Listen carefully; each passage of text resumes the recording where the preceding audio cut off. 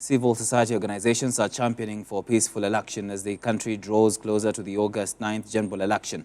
A group of human rights organizations converged at a Nairobi hotel where constitutional institutions such as the IEBC, the judiciary and the office of the Registrar of Political Parties were challenged to ensure that the August poll is free and fair for peaceful Kenya. This even as political temperatures continue to rise with the naming of running mates for presidential and governors' positions. Dickens Luvanda tells us more.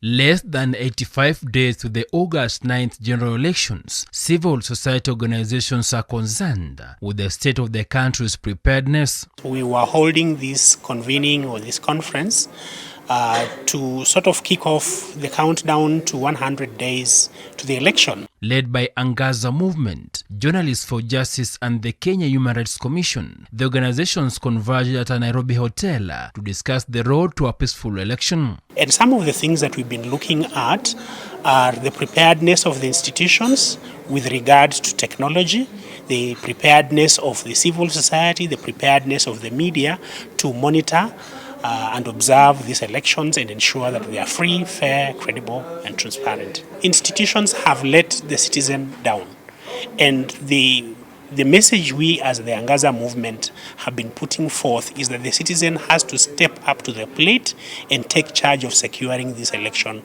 themselves. The confirmation of the IEBC's voter register to eliminate dead voters has been outlined as one of the critical areas for a credible poll that IEBC must prioritize, with the office of the Registrar of Political Parties being put on the spot. We cannot be talking about free and fair if we're also not putting our country in the hands of people who do not espouse, Chapter 6 of the elections, and even just hold the values that we believe is very, very important. The other aspect, of course, is the recognition that for the first time we're also saying that citizens are going to be at the center of this conversation, and not what we have seen repeatedly, where it is politicians who are setting the agenda.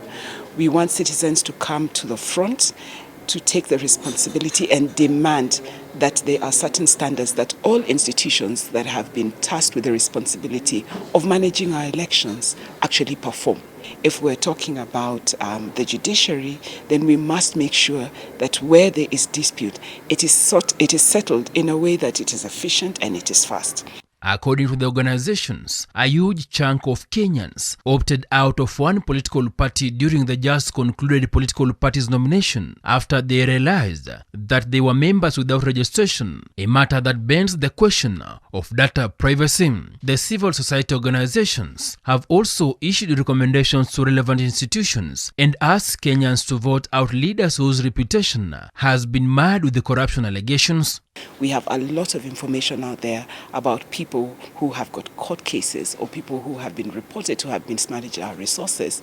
How do we take this conversation to the community to understand the linkages between the sort of leaders that we identify to be able to guide us or lead us? Chapter 6 is very clear on the caliber of leadership, the values and whatever we need to look out for in leaders. So they shouldn't vote them, and we need to normalize independent, voting in independent candidates, because, given how the party primaries was done, some people are, there was a lot of negotiated democracy, and you are finding that in some places people are imposed and the citizens do not want them. So we are telling them it is fine to vote in an independent candidate to the extent so long as this person meets the integrity threshold.